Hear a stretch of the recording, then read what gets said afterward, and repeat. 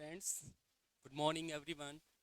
Today I will teach you about the board exams 10th and 12th के लिए आज हम हाजिर हुए हैं आपके पास एक बहुत ही बेहतरीन आज की क्लास को लेके कि अक्सर विद्यार्थी इस असमंजस की स्थिति में है कि आज 10वीं और 12वीं की एग्जाम्स अब आपके माइंड के ऊपर हावी हो चुकी हैं। तो किस तरीके से हम अपने पेपर को एक इजी तरीके से बिल्कुल शॉर्ट तरीके से वो कौन कौन सी ऐसी टिप्स यूज हम लोग कर सकते हैं कि एक टॉपर्स की बराबर हम लोग उस लेवल तक पहुंच सकते हैं। बस एक छोटी छोटी चीज़ों का मात्र 5-7 ऐसी चीज़ें आपको बताने वाला हूं आज की क्लास में। तो याद रखिएगा, सेम टू सेम एक ऐसा फॉर्मेट, एक ऐसा ही फॉर्मेट आपको मिलने वाला है उसी एग्जाम में। उसी फॉर्मेट के अकॉर्डिंग आपको ऐसा का ऐसा ही ये टिप्स अगर आप यूज़ करोगे तो लाइक एज ए टॉपर्स उसी की तरह आप भी एक अपने लेवल को हर एक स्टूडेंट की एक ये प्रॉब्लम होती है कि सर मैंने बहुत कुछ पढ़ा है लेकिन मेरा पेपर होगा कैसा।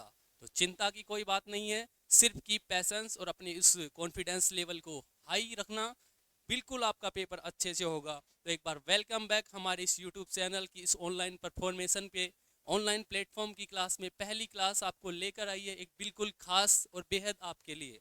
तो चालू कर रहा हूँ यहाँ पर एक ऐसा ही मॉडल पेपर का नमूना 10th क्लास का कि इंग्लिश पेपर को आखिर किस तरीके से आपको प्रेजेंटेशन देनी है अपने आप में। तो चालू कर रहा हूँ सर। जिस तरीके से यहाँ पर आपको जैसा कि पता है विधिवत रूप से समय 3 घंटे और 15 मिनट का मिलने वाला है, यानी कि 3.25 घंटे आपको इस पेपर में मिलने वाले हैं। इसलिए सबसे पहले जरूरी सूचना टाइम मैनेजमेंट।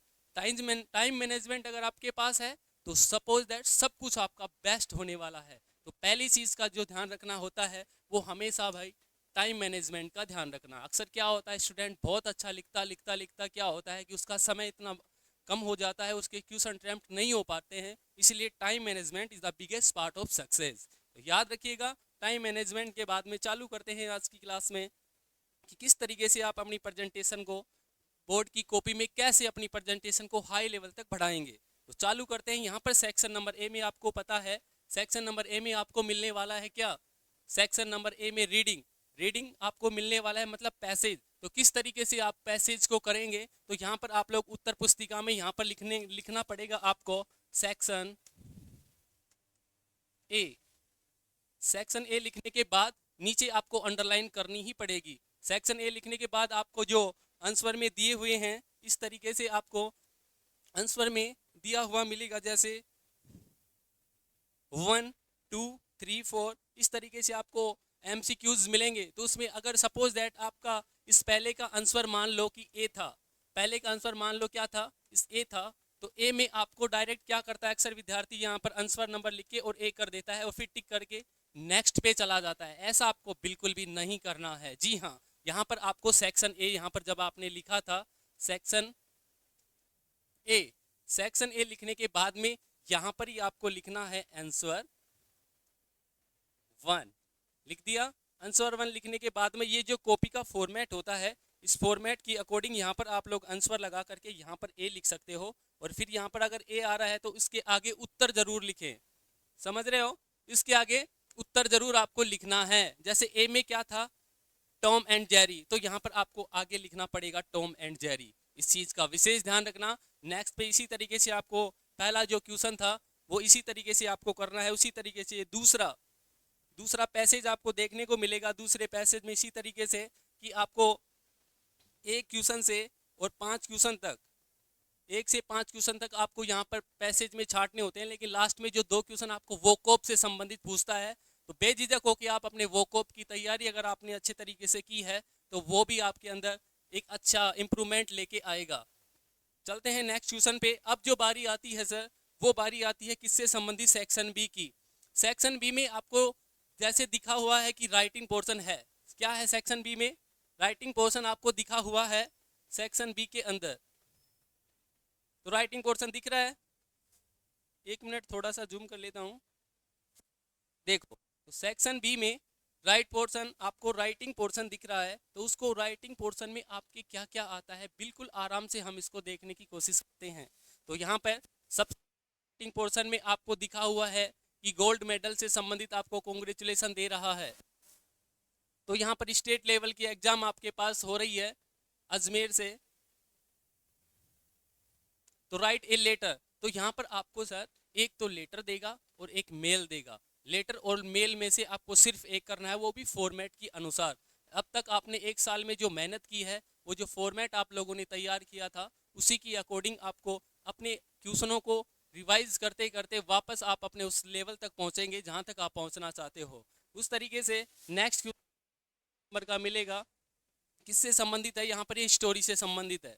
स्टोरी आपको अथवा में दी जाएगी, दोनों में से एक स्टोरी। स्टोरी का भी वही आपको जो दिया गया है फॉर्मेट, इसी तरीके से आप लोग फॉर्मेट यूज कर सकते हैं।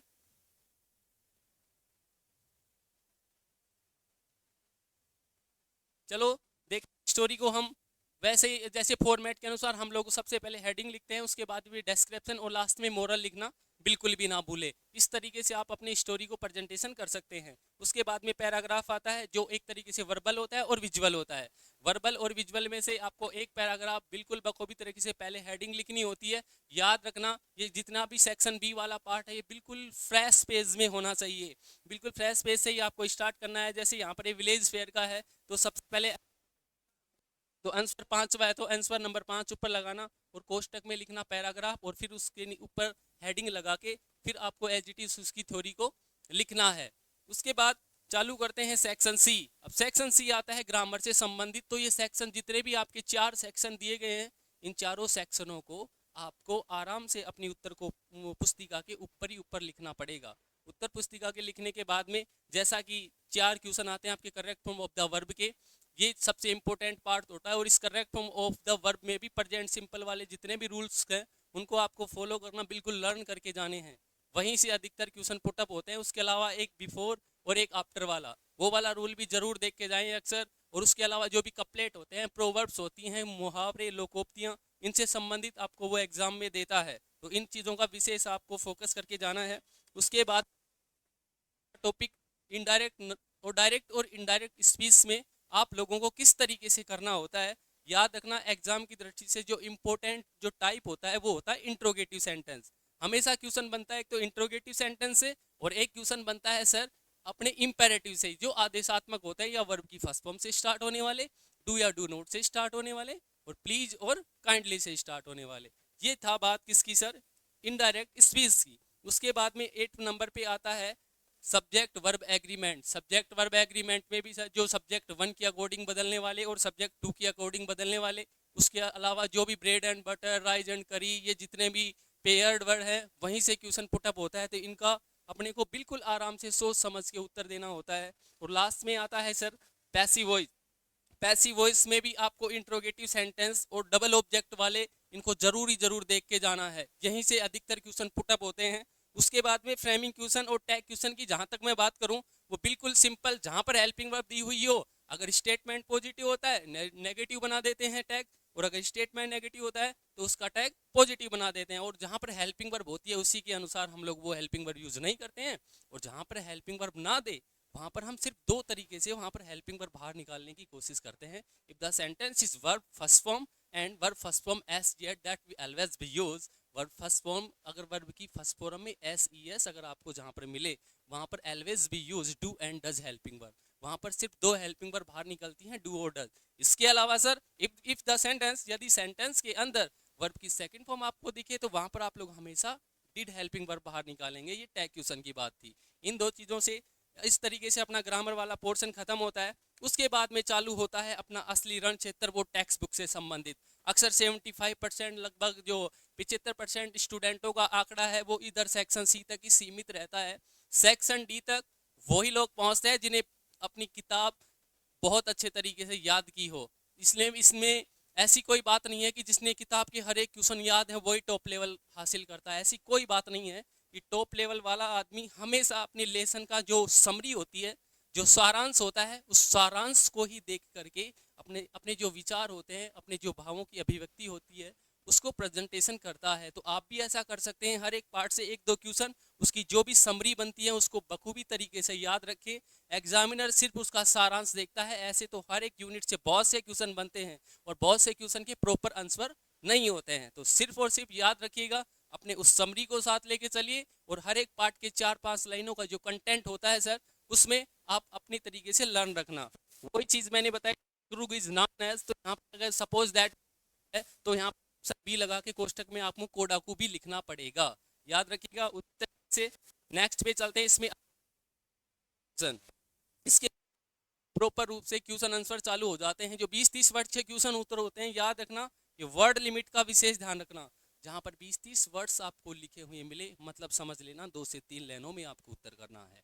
लेकिन सर अगर आपको 80 वर्ड्स में जैसे बड़ा क्वेश्चन आपको दिखने को मिल रहा होगा, जैसे क्वेश्चन नंबर 13 में आपने देखा कि answer any one of the following questions in about 80 words, तो यहाँ पर आपको 80 शब्दों में कैसे आपको प्रेजेंटेशन करनी है। तो यहाँ पर आपको उत्तर यहाँ से लिखकर यहाँ तक नहीं करना है। यहाँ पर सबसे पहले सेंट्रल आइडियाज कुछ होते हैं, यहाँ पर आप लोग अपनी तरफ से बना के लिख सकते हो कि अकॉर्डिंग टू दिस लेसन।